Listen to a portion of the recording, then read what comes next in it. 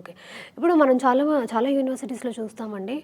Placements అనేది మంచి percentage ఉన్న స్టూడెంట్స్‌కి మాత్రమే ఎక్కువ ప్లేస్‌మెంట్స్ వస్తాయి. అంటే కొంచెం యావరేజ్‌గా చదివే వాళ్ళకి, వాళ్ళకి ప్లేస్‌మెంట్స్ కొంచెం కష్టం అని చెప్పేస్తారు.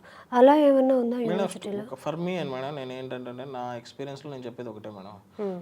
ఒక యూనివర్సిటీకి స్టూడెంట్ వస్తే తను స్టూడెంట్ అంతే. హ్మ్. హ్మ్. తను మంచి చదువుతున్నాడా, చెడ్డగా చదువుతున్నాడా, అసలు చదవలేకుంటున్నాడా అంటే ద పర్పస్ ఏంటి? మీరు యూనివర్సిటీలో తీసుకుంటుంది మీరు మోల్డ్ చేయడానికే కదా, అవును. మీరు ట్రైన్ చేయడానికే కదా, మీరు షైన్ చేయడానికే కదా. ఓకే. సో డెఫినెట్గా మీరు ఆటోమేటిక్గా మీరు అడ్మిషన్ తీసుకునేటప్పుడు 50% 60% క్రైటీరియాలో వాళ్ళని అడ్మిషన్ తీసుకుంటున్నారు. ఓకే. కొంతమంది యావరేజ్ ఉంటారు, కొంతమంది బిలో యావరేజ్ ఉంటారు. మీరు సబ్జెక్ట్ వాళ్ళకి అసెసిబిలిటీ చెప్పాలి అనమాట.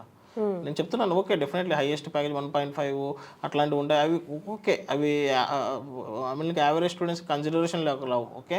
But the thing is that ఓవరాల్గా అందరినీ యావరేజ్గా తీసుకున్నప్పుడు స్టూడెంట్కి మేము మ్యాండేటరీగా చెప్పేది ఒకటి, నీ దగ్గర ఎంతవరకు సబ్జెక్ట్ జాయిన్ అయ్యేటప్పుడు నీ దగ్గర ఎంత సబ్జెక్ట్ ఉంది, నువ్వు ఎంత చదువుకోగలుగుతావు, నీ దగ్గర ఎంత ఐక్యూ లెవెల్స్ ఉన్నాయి, ఇవన్నీ కాదు మేడం. మేము ఫస్ట్ థింగ్ వచ్చేసి చెప్పేది ఏంటంటే 75% అటెండెన్స్ మ్యాండేటరీగా పెట్టుకోండి అని చెప్పేసి. ఎందుకు మ్యాండేటరీగా 75% అటెండెన్స్ పెట్టుకోమంటామంటే క్లాస్కి వచ్చినప్పుడు వాడికి ఆటోమేటిక్గా స్టెప్ వైజ్గా అర్థమవుతుంది.